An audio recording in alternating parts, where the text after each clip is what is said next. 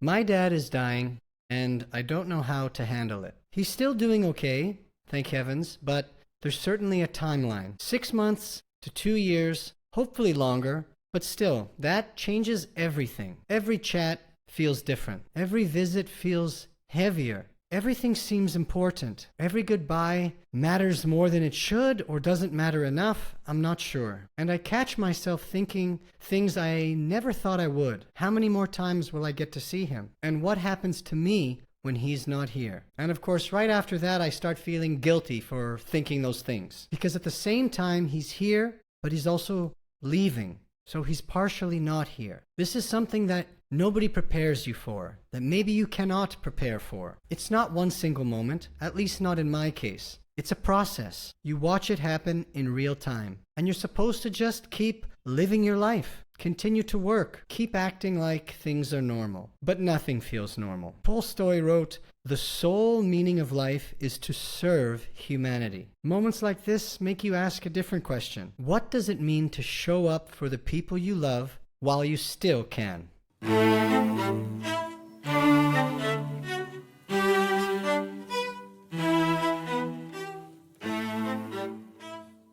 There's a type of grief that starts before someone dies. You're still talking to them, seeing them, but something has shifted. The future that you imagine with them is gone. You stop thinking in years and you start thinking down to moments. Every dinner becomes an important dinner. A normal conversation matters so much more. And there is a name for this: anticipatory grief. It means you're already grieving someone who's still alive.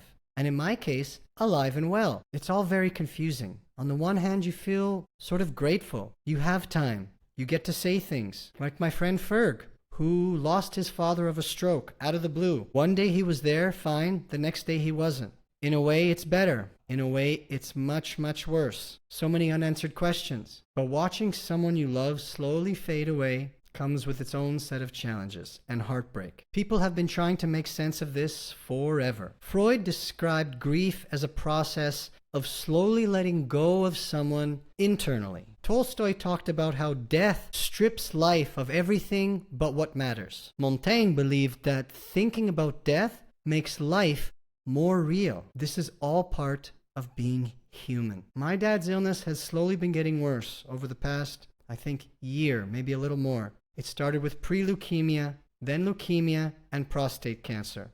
His red blood cell count is dropping, and he's going to start intensive treatment almost immediately. It's a brutal, slow breakdown.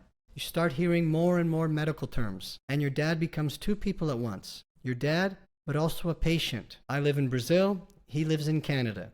The distance makes it even harder, and there's always a tension. Am I doing enough? Obviously not. I should be there more. And am I going to be missing that time I could have had? At the same time, something surprising and wonderful has happened. Our family has never been closer, and we've had some really hard years. Years that none of us talked. But now, nobody wants to fight. We realize it for the waste of time that it is. Time really matters now. For the first time, we all say, "I love you." We never used to say that. It felt awkward. Now it feels necessary.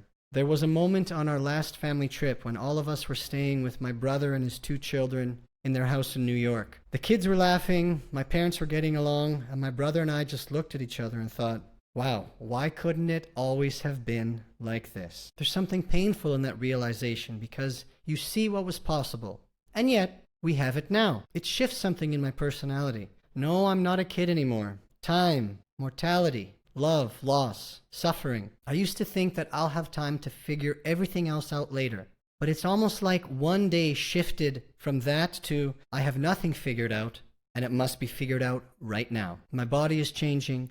My energy is changing. My emotions are changing. My family is changing. Life is always fragile, even when you do things right, especially when you do things wrong. Losing someone creates a kind of pain you've never had. You grieve in stages. The diagnosis, the changes, the decline, the prognosis. You must continually adjust over and over again. And that's exhausting in its own way. Aristotle believed our lives are shaped through relationships. A parent isn't just someone you love.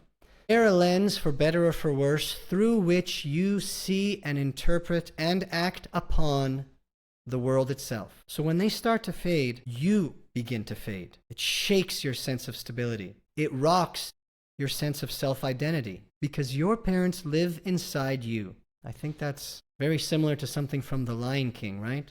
With Mufasa and Simba. Death changes how you see everything. So much of how we spend our time seems pointless. And you start asking the big questions. What matters to me in my life? Success, money, status, maybe to a part, family, experiences, time spent with the people that have given you the life you have today, being together, saying to the people you love how you feel. What does it mean to be a good son? How can I express my appreciation to my father, directly to my father? My brother is a great father. I'm not sure I'll ever be one. What would you say to the person you love if you knew time was limited? Are you showing up for the people you love the way that you want right now? Or do you plan on doing it later? What kind of relationship do you want to remember when that relationship is taken from you? Time becomes real when it's running out. And time is already running out.